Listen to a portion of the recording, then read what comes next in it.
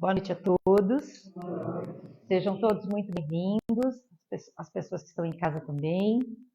Essa semana nós estamos fazendo a Semana do Caminho, para quem não está acompanhando. É uma semana de comemoração ao aniversário da nossa casa, 68 anos do Caminho de Damasco.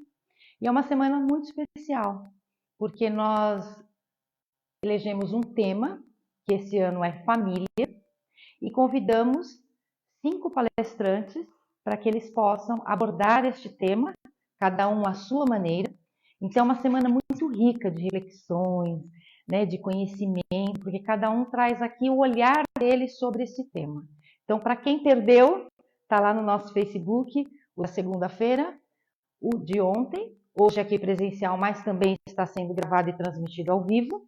E amanhã, sexta-feira, teremos transmissão ao vivo também pelo Facebook. Então não percam. Quem puder acompanhe, quem não puder acompanhar ao vivo, entra lá no Facebook depois e assiste. É muito rico mesmo, tá bom? Então sejam todos muito bem-vindos. Hoje o nosso convidado aqui é o Francisco Gabilan, daqui a pouco eu passo a palavra para ele. Ele já é amigo da nossa casa, faz um tempo que ele não vem aqui, mas bastante conhecido aqui do Caminho de Damasco. E antes da gente iniciar, vou só dizer para vocês que hoje nós não vamos ter os passes lá dentro, tá? Por causa da Semana do Caminho, semana que vem a gente retoma de novo os passes normalmente. Então teremos a palestra aqui, depois temos lá fora, depois que terminar a palestra, temos bolo, chá, café, refrigerante, quem quiser na saída é para vocês tudo isso aqui, tá bom? Então antes de nós começarmos, vamos então nos preparar com uma prece, para que possamos receber da melhor forma possível toda a reflexão que ela trazida aqui essa noite. Vamos elevando o nosso pensamento ao nosso Pai Criador, agradecendo a oportunidade de podermos estar aqui mais uma vez, agradecendo pela nossa vida, pedindo ao nosso Mestre Jesus que envolva cada um de nós aqui na sua luz, na sua proteção, que possamos todos estar unidos em pensamento, na mesma vibração, a vibração do amor, a vibração da paz, do equilíbrio. Possamos aproveitar ao máximo todos os conhecimentos, as reflexões que serão trazidas para nós esta noite. E que a espiritualidade possa envolver em muita luz Francisco Gabilan, para que ele possa trazer para nós todo o conteúdo que ele preparou esta noite. Que Jesus esteja conosco, agora e sempre. Que assim seja, graças a Deus. Gabilan, com você, por favor, fique à vontade. Obrigado. Olá, irmãs, irmãos, companheiros, amigos, boa noite. Vocês assistiram, há um tempo atrás, uma novela chamada Laços de Família? Lembram disso? Uma maravilha, né? Espetacular. Estupros, traições, drogas, alcoolismo, não era assim? Meu Deus do céu. Era um inferno astral. Por que eu estou trazendo isso? Porque a minha temática, com base nesse tema central de família, é parentesco e filiação e laços de família. Até nós temos matéria já publicada para nós desse assunto, de laços de família. E, como nós já assistimos, dá a impressão de que a coisa foi só na televisão. Mas nós vamos botar a nossa orelha, nós vamos levar a extremo as nossas observações, é só para a gente entender, porque não é em todo lar que acontece isso. Mas a gente bota a orelha em alguns lares aí, a gente ouve alguma coisa. Eu não sei a quem que saiu esse traste aqui. E não é nada igual dos outros irmãos, só ele que é torto. Aí a gente ouve uma voz feminina, uma voz de rapaz, de jovem, dizendo o seguinte: eu não pedi para nascer, vocês vão ter que me engolir. Nós estamos ouvindo, nós não estamos vendo as pessoas, né? Aí, de repente, a voz masculina de novo diz o seguinte: olha ela, como é que eu fui, na verdade, me interessar por esse tipo de casamento? Escrava da vassoura, não pode botar os carros aqui, não pode limpar o pé no tapete, não sei o quê, não vai sair agora, volta aqui. Aí a voz feminina diz o seguinte: eu é que tenho que aguentar alguém que acabou se aposentando com 47 anos, não sai do boteco do jogo de dominó. Isso é um panorama que a gente está traçando levando a extremo de conflitos, porque afirma-se categoricamente no plano espiritual e entre nós espíritas que o casamento, que o lar é de origem divina. Ué, como é que pode aí? Agora mesmo a gente viu essa novela, agora mesmo nós ouvimos essas vozes todas aí, e por que é de origem divina? É esse que é o objetivo nosso. Nós vamos ver como é que pode efetivamente ser de origem divina e como é que nós nos inserimos nesse contexto. Porque eu não acredito que tenha ninguém perfeito aqui, porque senão está no lugar errado. Vai, como diz a rapaziada, pica a mula, vai para o teu planeta lá, em outro lugar, porque aqui nós ainda vivenciamos o nosso século, as nossas relações de uma maneira geral. Essas duas histórias nos dão a impressão de que a relação familiar foi constituída por acaso, não é verdade?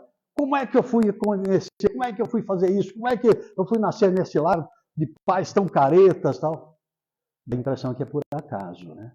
Mas as criaturas dizem o seguinte, não é só por acaso não, é que Deus me esqueceu mesmo. Joga logo a culpa em Deus, no Criador, me esqueceu. Eu não sou entendido, sabe por causa de quê? Porque todo mundo aqui é careta que só vê. Essa é a colocação. Vamos começar por essa história do acaso. Para nós espíritas, a afirmação é filosófica e é científica também, gente. Não é só grandemente com o ensinamento de Jesus, que na verdade atribuía a causa a tudo. O acaso não existe. Até a palavra, gente, acaso, vem de lá de trás. É negação, sempre foi. É não, negação, inexistência. E caso vem de causa. Quer dizer que acaso é algo que não tem causa. Gente, existem princípios adotados pelo Espiritismo, que é ciência e filosofia também, adotados princípios científicos e filosóficos, que diz, a todo efeito corresponde uma causa. Não existe nenhuma consequência no mundo, nada, absolutamente nada, que não tenha uma causa. E, portanto, tem de existir necessariamente a causa de conflitos existentes entre as criaturas. Tem conflitos, a gente vai chamar de conflito de males, de uma maneira geral. Os males que propiciam conflitos das criaturas têm duas origens, têm duas causas. Uma causa imediata, atual, e uma causa desconhecida. Nós não sabemos de onde aconteceu. Então, se a gente não sabe de onde aconteceu e ela existe, a consequência existe, significa, então, que ela tem uma causa que não é desse instante, não é de agora, é de antes, que se chama causas remotas. Ciúmes, a angústia, a falta de cuidado, a falta de transigência, a falta de perdão, de compreensão entre as criaturas, é esse tipo de coisa. Leva ao conflito doméstico. De quando é que são essas causas? Principalmente pelas atitudes das criaturas. Agora mesmo nós vimos, não para de varrer a casa, não quer que joga coisa no chão, você é escrava da vassoura. Essas ofensas todas aí provocam entre as criaturas, sem dúvida nenhuma, um conflito. Porém, alguns conflitos são aparentemente do nada. E eu pergunto, minha irmã, o nada existe? Fala para mim, dá uma definição de nada para mim. Não é definição de dicionário, nem de estudioso, de doutrina, não. Dá a sua concepção de doutrina. Se eu falasse o que é fofo, você ia fazer assim, né? Agora, então, diz a mim o que é nada. Viu só? Disse tudo a propósito do nada. Tem gente dizendo que o nada é a presença de coisa nenhuma ou a ausência de coisa alguma. Conversa mole. É isso aí. Por quê? Se o nada existisse, se ele existisse, ele não seria nada, ele seria algo. E se ele fosse algo, ele existiria.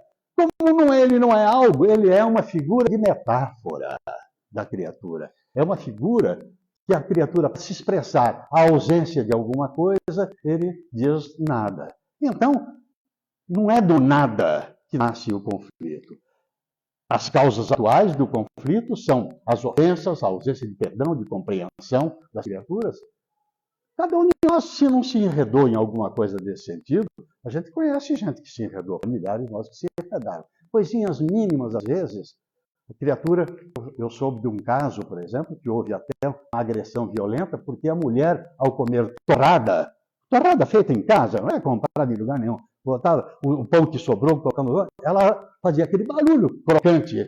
Pois o marido se irritava com aquele tipo de coisa. E isso é coisa do passado? Isso na verdade, uma inconsistência de compreensão da criatura. Agora, ele podia tomar sopa. Ele podia tomar sorvendo a sopa, não é verdade? E aí ela tinha o direito de dizer, olha aí, é esse cara, o que faz comigo? Então, gente, quando efetivamente não há nenhuma razão de conflito, mas ele acontece entre as criaturas que acabam, dizem, não suporto mais, alguns usam, inclusive, frases, estou por aqui. Então tem que estar em algum lugar. E aí, como é que tem que estar em outro lugar? Nós espíritas temos a grande vantagem de que o espiritismo não é místico, nem dogmático e não tem achismos. Se você não encontrar a causa de alguma coisa, coloca na prateleira da sua mente que um dia a gente vai compreender onde está a causa. Porque não existe efeito sem causa. A ciência diz isso. Você está doente, tem uma causa. A filosofia diz o seguinte, você não compreende, você não entende o mundo, tem uma causa.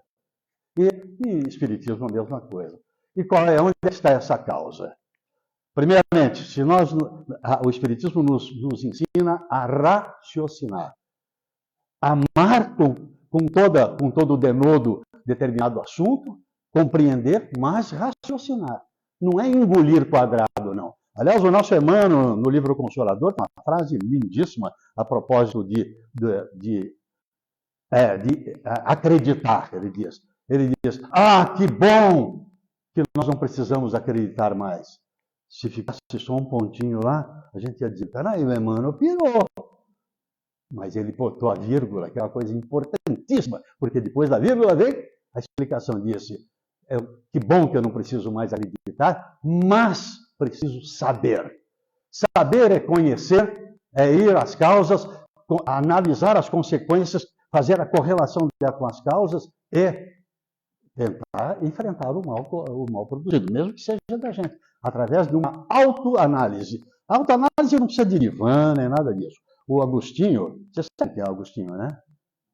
Ele não quer ser chamado de santo. O santo que é santo, que tem a altura moral e intelectiva, não precisa de ser santo, não. Ele é completo já de entendimento. O Agostinho respondeu para o Kardec. O Kardec perguntou, escuta, para se modificar, a gente chama de reforma íntima hoje em dia, está muito adequado. Para se modificar, essa reforma, ele perguntou para o espírito de Agostinho, como é que isso pode fazer? Ele falou, na verdade é muito fácil. É como disse um filósofo antigo, nosse te ipsum. Só eu que sou do latim aqui, não tem ninguém do meu tempo, eu sei disso, né? Eu sou de 2 séculos atrás, era tudo latim na época, né?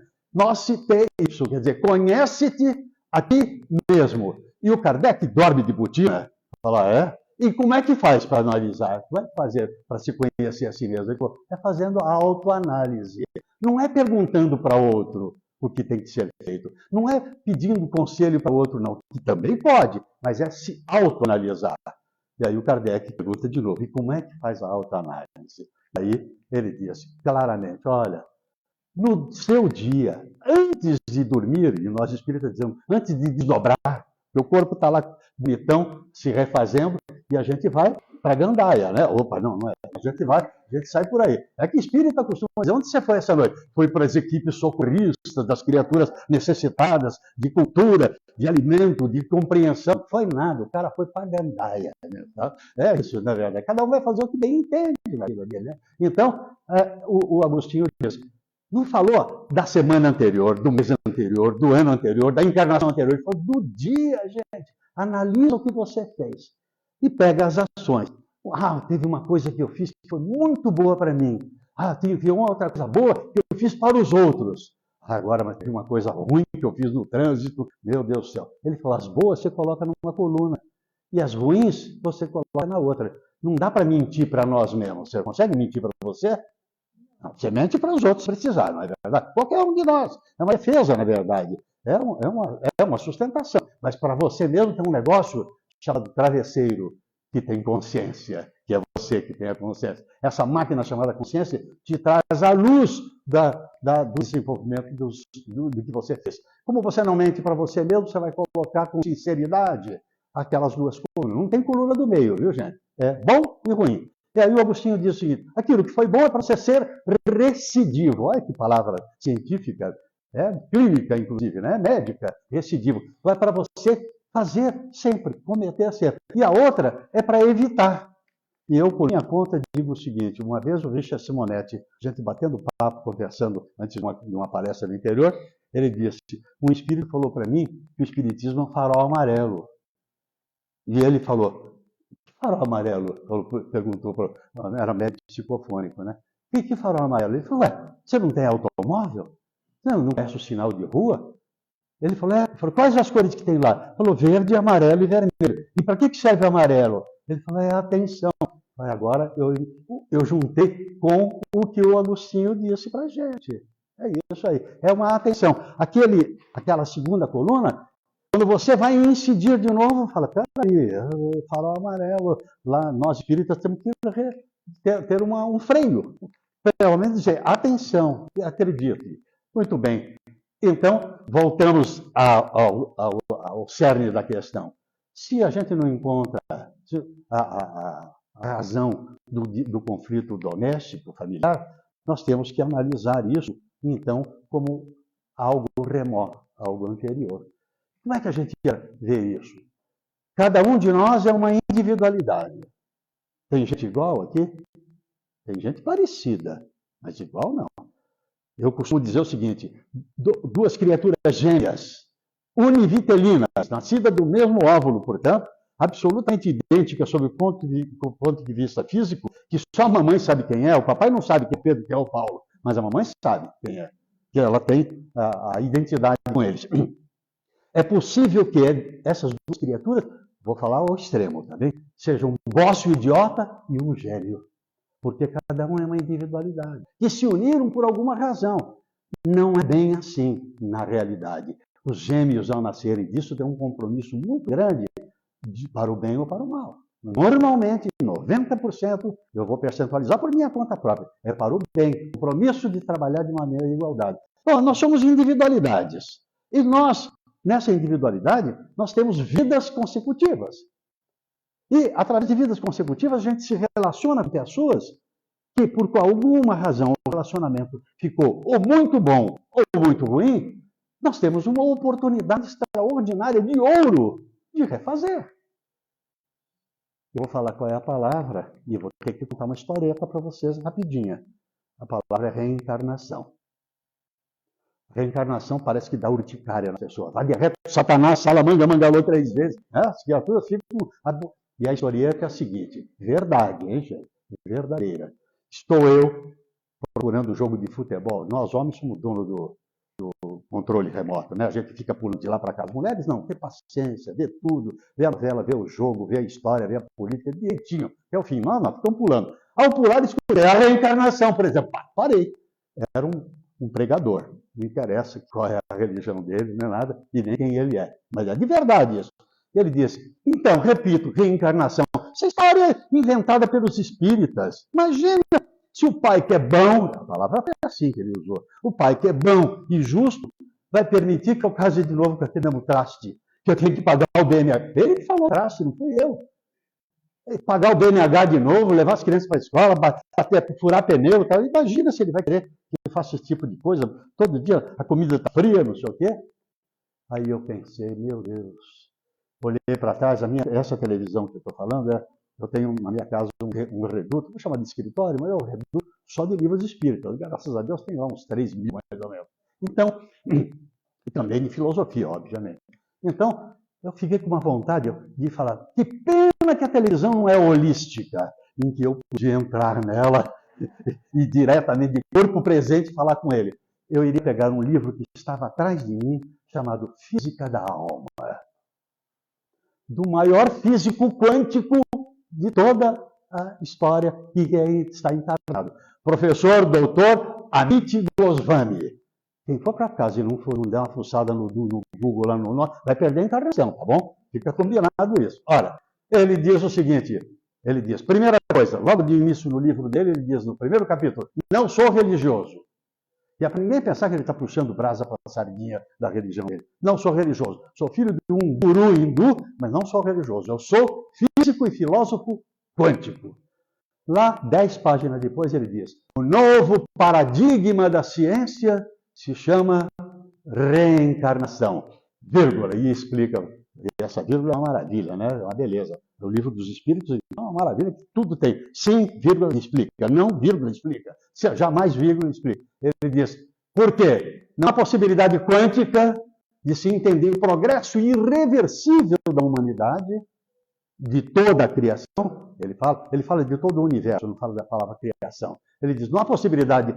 Progresso irreversível, ele quer dizer que independe da vontade das criaturas. O progresso ocorrerá de qualquer maneira. Ele diz, ele só ocorreria a verdade se existe um antes para começar, um durante para desenvolver e um depois para alcançar.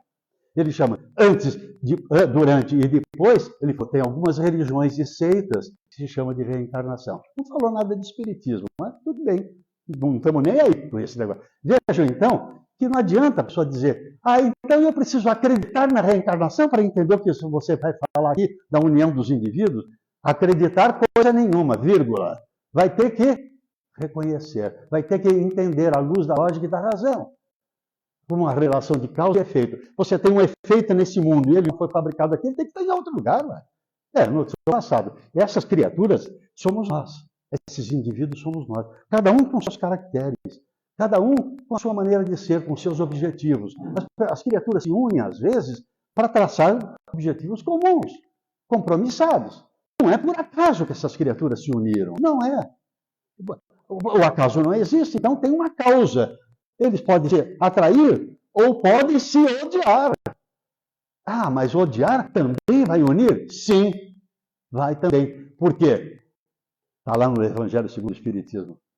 Os liames entre as criaturas de simpatia, eu até esqueci de dizer para vocês o seguinte, se estabelece um vínculo de empatia. Empatia é gênero de simpatia e antipatia são espécies. Muito bem, os liames de empatia, então vamos falar melhor ainda, no Evangelho segundo o Espiritismo está escrito isso, eles remontam a antes, durante e depois. Olha, o Yamito gostou de falar, está lá no Evangelho segundo o Espiritismo. Vocês querem anotar? Eu não gosto dessas coisas aí. Capítulo 14, item 8 do Evangelho segundo o Espiritismo. Está escrito, laços de simpatia e da comunhão de ideias, os quais prendem os espíritos antes, durante e depois das suas encarnações. Matou a charada para a gente. Então, por que se unem então, as criaturas também por atritos? Que é a oportunidade. Reencarnação não é para acreditar, é para saber da existência dela. Ela é uma oportunidade de refazimento. Ou é uma oportunidade de tocar em frente um progresso extraordinário. Com relação a filhos, com relação à educação, com relação ao auxílio, a família auxiliar a comunidade toda. É assim que é, para isso que a reencarnação. Ela é a chave de ouro da explicação que as religiões não quiseram explicar para nós. A gente perguntava, por que eu sou assim? Eu não aguento nada, eu tenho pavio curto, só vendo. Aí vinha a religião e dizia o seguinte, isso aí é fruto do pecado original. Que pecado original? Eu vou pagar por um cara que comeu maçã lá para trás. Não era bem isso, mas eu vou pagar por alguém, coisa que eu não fiz. Então agora vem essa explicação lógica extraordinária. As criaturas que ainda não conseguem entender o que ocorre com eles têm que buscar, então, olha, uma grande questão, esse buscar que eu ia dizer, é o seguinte, uma grande questão, quando você quiser saber por que você é de determinada maneira, é melhor dizer o seguinte, o que será que eu fui? Mas não vai escarafunchar não, hein? Não vai jogar bujo, lemão, virar elefantinho na geladeira, nada, vai raciocinar. Eu tenho alguma causa. Só essa questão de pensar dessa maneira já deu 50% do caminho. E agora pode concluir. Eu acho que não foi grande coisa. Aí a pessoa fala, mas você está se desvalorizando? Não, estou me valorizando. Se eu não fui grande coisa e hoje eu já reconheço, eu já sou alguma coisa. Olha que progresso extraordinário. Sempre falando agora no âmbito familiar, dos espíritos familiares, na verdade, né? Então, esse antes é fundamental para que a gente possa nos identificar para evitar os conflitos. E o Espiritismo trabalha nada de braçada nisso. Não fica achando que é castigo de Deus, não fica botando, Deus quer me castigar porque eu não fui grande coisa. Se a pessoa falar não fui grande coisa, ele já acredita então que ele teve outras vidas. E a gente não é de hoje, não é de hoje. Posso conversar com aquela irmãzinha de chaleco roxo? Não, não é roxo isso, não é, filha? Dela. Não é roxo isso, é rosa, né? Ah, não. Então eu vou falar com a vizinha sua, tá bom? Com você. Posso falar a tua idade para todo mundo? Você é casada ou não? Não, ainda não. Vai casar, tá bom? Vai. Casar não quer dizer passar papel, fazer cerimônia, não, é identidade, tá bem? Então, essa nossa irmã não é de hoje. Desde que ela começou a se serpentear entre vírus e bactérias aqui no planetinha, quer dizer, espiritualmente, início, tá bem? Supondo que o seu começo foi no planeta. Ela não é, ela é missionária de outros planetas para nos melhorar aqui, mas estou fazendo por hipótese. Para ela ter uma caminhada para chegar às portas da humanidade, não é chegar no estágio que você já está, não, faz chapinha, usa giz, rasteirinha, não, nada disso. É só sair do pensamento fracionário das ideias relâmpago do seu estágio na animalidade inferior para passar para o pensamento contínuo. Ainda não é a razão, hein? Nesse exemplo.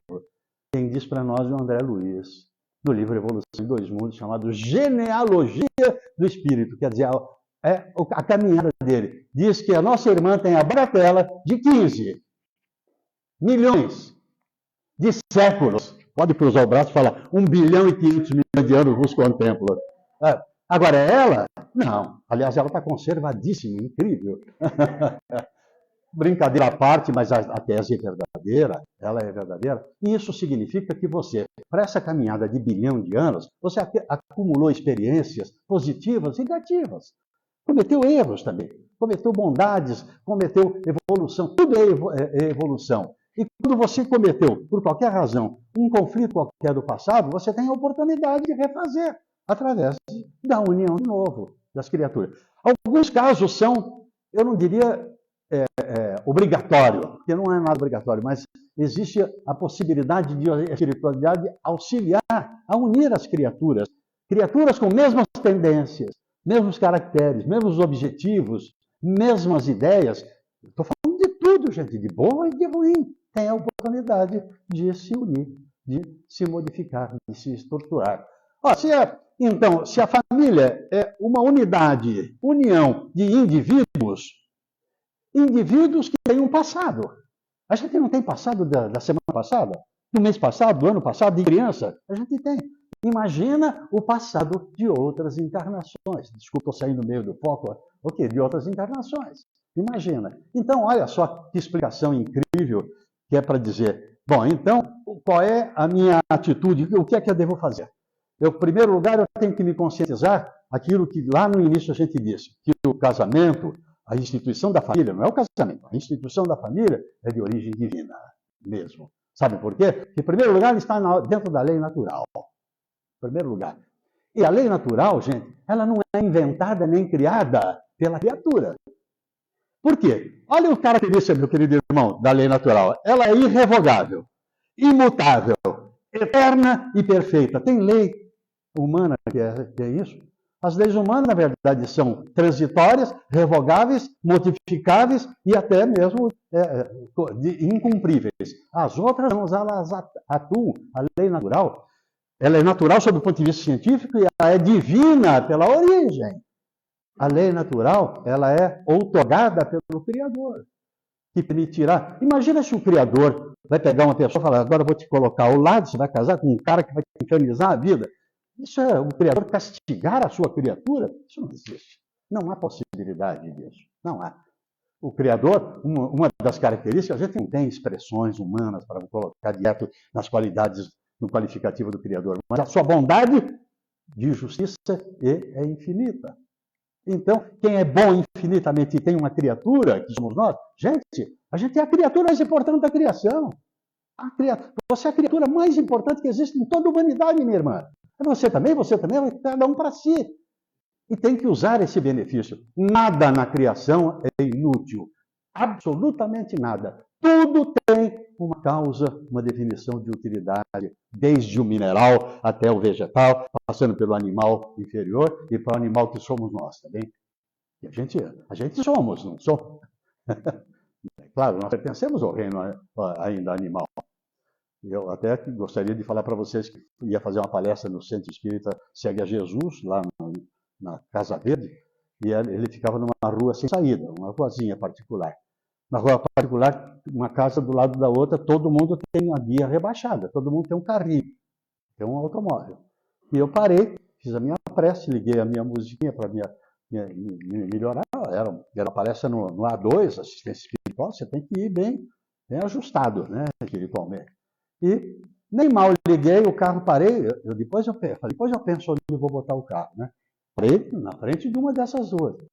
Abre a janela e diz, não para o carro aí, o animal. Eu falei, alguém me reconheceu, felizmente, né? Puta, brincadeira, mas foi, ela não falou bem isso, não, mas a gente usa para mostrar que nós somos, na verdade, esta evolução, essa criatura importante que o Criador nos outorgou a possibilidade de progresso indefinível para toda a eternidade. É isso. Eu fiz uma pergunta lá em Aldeia da Serra para a classe, para fazer a aula. Eu falei, até onde que vai a nossa perfeição, a nossa evolução? E ninguém falou nada, eu falei, vai até a perfeição. Aí uma menina pegou e falou, é para a próxima encarnação, Gil? Eu falei, é a sua, que eu ainda tenho 1.500 milhões de anos para frente ainda para ir. Claro, o progresso é lento e gradual. Ele é mais acelerado se nós entendermos o que nós estamos falando aqui nas relações familiares. O núcleo familiar, gente, é o primeiro elo de contato com o restante da sociedade, da humanidade. E sabe por que ele é de ordem divina? Não é só porque é fruto da lei natural. É que a lei natural tem a lei de sociedade, depois tem a lei de reprodução, não é assim? As criaturas produzem o corpo fisiológico do seu hereditário. É isso. Mas não produz o espírito. O espírito vai, na verdade, no seu ciclo de evolução, vai aprender pela dor, inclusive. Quando a gente pergunta, por que você veio para o espiritismo? Só existem dois meios, pelo amor e pela dor. Eu pergunto, quem que veio pelo amor? Não acho ninguém. Aí a pessoa fala, mas nunca tive nada, está tudo bem comigo. A não ser uma encrencazinha que eu tive com o meu chefe. Pronto. Ele já sabe que tem um negócio lá no fundo da consciência dele que ele teve uma encrencazinha. É isso? Bom, mas isso são só exemplificações. Na verdade, olha lá, lei de sociedade, a lei de reprodução, porque precisa perpetuar a espécie. Perpetuar a espécie não é só para manter a nossa espécie humana, é para permitir que criaturas de antes reencarnem. É isso. E venham ter a oportunidade de refazer a sua existência. É da lógica? Isso é lógica ou não é lógica? Agora, não. Eu aprendi que o espírito foi criado ao mesmo tempo da fecundação do óvulo com o gameta masculino. Ah, é? Então deveríamos ser todos clones. Todo mundo igualzinho. Todo mundo parecido igual. Todo mundo agindo igual. Todo mundo no mesmo estágio. Tinha que ser. É criado tudo no mesmo instante. Aliás, é um começo muito chato. Você vai perguntar para Deus, mas eu não queria isso. Aí tem que reclamar para ele, na verdade. Agora não. Você, na verdade, é uma criatura, uma individualidade mais importante dentro do seu contexto. É isso. E é útil. Nós somos úteis em termos de união familiar. Nós vamos nos unir, primeiramente, muitas das vezes, pelo desejo de perpetuar a espécie, de deixar alguém. E, segundamente, de a gente poder criar a consciência, a melhoria, a modificação de um espírito que, quem sabe, é mais antigo do que nós mesmos. Uma criança nossa que vem e precisa do amparo. E muitas das vezes nós temos dentro do nosso núcleo familiar uma criatura complexa, uma criatura chata, aborrecida e outras doentes, com hemiplegia, com paraplegia, com surdez, com mudez. Tem que ter uma causa, gente. Tem que ter uma causa. Vai falar que é castigo de Deus? Alguma coisa aconteceu lá para trás. E não fica tentando pesquisar, não. Só tem a consolação dizendo o seguinte: você não foi grande coisa. Você hoje está refazendo, está repondo, tem oportunidade. Já imaginou se a gente tivesse mandado para o inferno? Para toda a vida, para toda a eternidade para o inferno? E o prêmio de ir para o céu? Levanta a mão quem vai para o céu aqui. Tem ninguém. Nós estamos num planeta de expiação e prova, gente. E a expiação e prova é propriedade do indivíduo, de nós que temos passado. É isso. Tá coisa facílima de nós entendermos. Então, o núcleo familiar, vamos nos conscientizar o seguinte. A vista de uma rusga faz a pergunta: quem é que é o culpado de ter provocado isso? E assume, também sou o culpado disso. E pronto, as coisas vão se melhorar, vão se modificar. Agora, eram inimigos do passado que não estão se reconciliando. A lei natural permite que as criaturas se separem. É isso aí. No livro Leis de Amor, está escrito claramente, clarissimamente, dizendo o seguinte: a separação, o desquite, lá ele fala o divórcio, porque o divórcio era um gênero, né, de toda a humanidade. Às vezes é remédio útil, necessário, para evitar o quê? A agressão, o assassinato, é isso, o suicídio, para evitar um mal maior, separa. E mais ainda, haverá a oportunidade de, eventualmente, se desejarem, de se unir de outra maneira, em outra encarnação. Agora, não vem com aquele papo lá, não. É obrigatório que vai ter que encontrar de qualquer maneira. Não é assim. Aí seria castigo. O Criador respeita o chamado livre-arbítrio da gente. E livre-arbítrio, o Emmanuel nos dá claramente, não uma definição, uma explicação. Livre-arbítrio é a capacidade que nós temos nesse estágio da humanidade, da hominidade que nós estamos, de fazer o que bem entende. Cada um de nós tem o direito de fazer o que bem entende. Nem o Criador nos tira a possibilidade, sabe por quê? Senão ele violentaria a sua criatura. E ele não vai violentar. Ele diz, o que você vai fazer está errado, vai sofrer as consequências. Tá?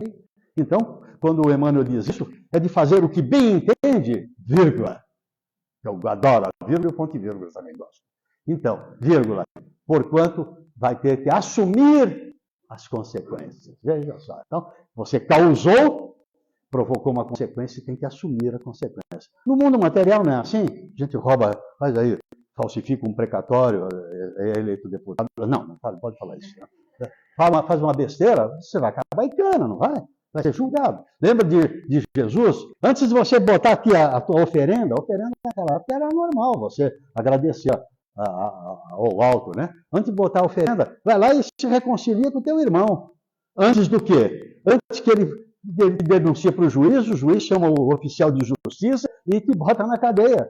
E você só vai sair de lá, olha, uma coisa espiritual, você só vai sair quando você se conscientizar do erro que fez e reparar. É isso. Não é simplesmente. O perdão não é esquecimento, gente. O esquecimento é um véu muito sutil que, de repente, ele volta. Você esquece e pensa que esqueceu, mas ele está lá no subconsciente. Então, o perdão, além do esquecimento, que é um primeiro degrau, você fala, esqueci, o segundo degrau, na verdade, é o arrependimento. Como é que eu fui fazer uma coisa dessa? Se convencer de que está errado, mas o ideal é você completar tudo isso com a reparação. Está no Evangelho isso. Está no Evangelho segundo Jesus e está no Evangelho segundo o Espiritismo. Que é, você tem que, na verdade, reparar. Como é que você repara? Trabalhando em favor daquela criatura, por pior que ela fosse. É isso. É aí o perdão. E no âmbito familiar, é com maior razão ainda. Com maior razão que isso acontece. Eu só peço licença para dizer, negócio de passado, o livrinho chama Leis de Amor, portento esse livro. É um portento. Livrinho porque ele é pequenininho aqui na impressora. Mas olha só. Causas espirituais das doenças, parentesco e filiação, que nós estamos falando aqui, né? Escolha social e profissional, divórcio, suicídio, aborto, obsessão, consequências do passado, tratamento das doenças e o espiritismo e redenção. Gente, num livrinho desse tratado isso. Olha o que nos interessa. Esse livrinho foi feito, foram perguntas feitas por companheiros nossos da Federação Espírita. Eu também militei lá durante 29 anos, mas era anterior isso aqui, meu. Pessoal na verdade, mais atilado na época, né? O professor Arilex, o comandante Edgar Armon, o Barros Monteiro, aquele pessoal, fez perguntas e o Emmanuel respondeu e botaram num livrinho chamado Leis de Amor. Ele diz o seguinte, aqui, quem foram em outras vidas anteriores os pais despóticos? Vai ter que ser assim, é do jeito que eu quero, vai ser médico, sim, não quero que seja ligeiro de jeito nenhum. O pai impondo coisa, olha só, tudo aqui não é definitivo. É quase sempre, às vezes, muitas vezes. Ele diz aqui, quase sempre, os pais despóticos de hoje são aqueles filhos do passado em cuja mente nós inoculamos o egoísmo e a intolerância, viu só? Agora, tivemos que vir para repor. Tivemos um pai despótico. E o filho rebelde? Ele vai falar de todos nós aqui, viu, gente? E o filho rebelde? O filho rebelde e vicioso é, às vezes, o irmão que nós arrojamos um dia a intemperância e a delinquência. A gente empurrou ele para lá e ele vem agora dar o troco para a gente aqui, né? E a filha desatinada? A filha detida nos desregramentos do coração. Ele foi até muito bonito, né? Falar do coração, podia ser desregrado de outras maneiras, né? Muito bem. É a jovem que, num outro tempo, nós induzimos ao desequilíbrio e à crueldade. E o marido desleal? Vamos pular isso, vamos falar isso. O marido ingrato e desleal, em muitas circunstâncias, é o mesmo esposo do passado, do pretérito, que precipitamos na deserção com os próprios exemplos menos felizes. E a esposa desorientada? A companheira desorientada que nos amarga o sentimento é a mulher que nós menosprezamos em outra época, obrigando-a a resvalar para o poço da loucura. Viu? São exemplos que o Emmanuel nos dá através desse livrinho aqui, evidenciando o que é o nosso passado. Mas aqui eu gostaria de terminar bem. E o Emmanuel é ótimo para a gente fechar a nossa fala. O que nós procuramos, o que nós precisamos para vencer na luta doméstica? Devemos revestir-nos de paciência, amor, compreensão, devotamento, bom ânimo e humildade, a fim de aprender e vencer na luta doméstica. No mundo, o lar é a primeira escola de reabilitação e do reajuste. Nós somos capazes de fazer tudo isso, né? Termos paciência, amor, compreensão, devotamento, bom ânimo. Tem que lutar para fazer isso. É fácil? Não é fácil. Mas é impossível? Não é impossível. E para fechar, em vista de tudo isso, diz aqui a pergunta, em vista de tudo isso aqui, essas maldades, essa bondade aqui final, o que fazer ante os parentes? O que nos quer fazer ante os parentes? Diante dos parentes e dos companheiros de jornada, consagremos-nos à felicidade de todos e façamos o melhor ao nosso alcance, a benefício de cada um. É o convite para todos nós. Muita paz. Muito obrigado.